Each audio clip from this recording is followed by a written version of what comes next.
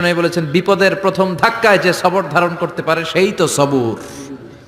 এজন্য বিশ্বনবী দোয়া করতেন, আল্লাহুম্মা জাআলনি সাবুরা, আল্লাহ আপনি আমারে ধৈর্যশীল বানান, ওয়া জাআলনি শাকুরা, আপনি আমার শুকরগুজার বান্দা বানান। বিশ্বনবীর চেয়ে ধৈর্যশীল, বিশ্বনবীর চেয়ে শুকরগুজার পৃথিবীর কেউ আছে?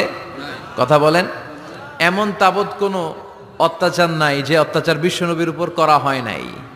বিশ্বনবী মক্কার জামিনে যখন দাওয়াত দিতে লাগলেন, ওনারে পাগল বলা হতো, তুমি পাগল, বলা হতো মুহাম্মদ একটা কবি, বলা হতো মুহাম্মদ হচ্ছে গণক। বিশ্বনবী যখন রুকু দিতেন, সিজদায় চলে যেতেন, উটের পচা নারী ভুরি এনে বিশ্বনবীর কাঁধে ফেলে রাখা হতো। বিশ্বনবীর গলার মধ্যে রশি ধরে টান দেয়া হতো। কয়েকবার বিশ্বনবীর এই ঘাড়ের এই চামড়া ছিঁড়ে গিয়েছে, একবার চাদর টান দেওয়ার কারণে, আরেকবার রশি টান দেওয়ার কারণে।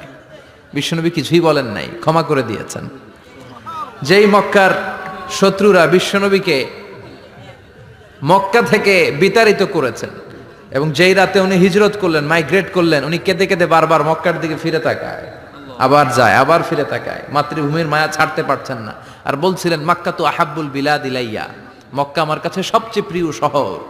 লাউলা উখরিজতু লামা খরাজতু মিনহা, আমার যদি বের করে না দেয়া হতো এই শহর থেকে, আমি কোনোদিন এই শহর থেকে বেরোতাম না। এত ভালোবাসতেন বিশ্বনবী মাক্কাতুল মুকাররমাকে। ধৈর্যশীল ছিলেন। এত অত্যাচার অনাচারের পরে যখন মক্কা বিজয়ের ক্ষণ আসলো, এই মক্কাকে বিশ্বনবীর করতলগত করে দিল কে? ফাতে মক্কা হলো। বিশ্বনবী চাইলে পিষে পিষে প্রতিটা কাফের মুশরিককে শেষ করে দিতে পারতেন, ঠিক কিনা? কিন্তু বিশ্বনবী বললেন, লা তাসরিবা আলাইকুমুল ইয়াউম ইযহাবু আনতুমুত তুলাকা, কোন রিভেঞ্জ চলবে না আজকে, কোনো প্রতিশোধ নাই। একেবারে বড় যুদ্ধাপরাধী যারা, মারাত্মক যারা অফেন্স করেছে, তাদেরকে শাস্তির আওতায় আনা হবে, বাকি সবাইকে আমি ক্ষমা করে দিলাম।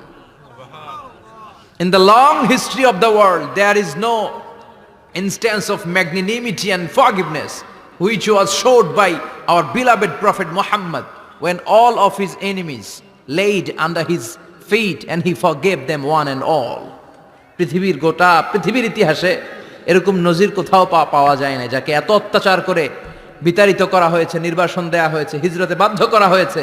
তিনি যখন ওই শহরকে আবার বিজয় করলেন, কাউকে আঘাত করলেন না, আগুন জ্বালিয়ে শহরটাকে জ্বালিয়ে দিলেন না, ওদের বংশকে নির্বংশ করলেন না, বরং মুচকে হেসে উনি বললেন, যাও, ক্ষমা করে দিলাম। কি ধৈর্যশীল ছিলেন।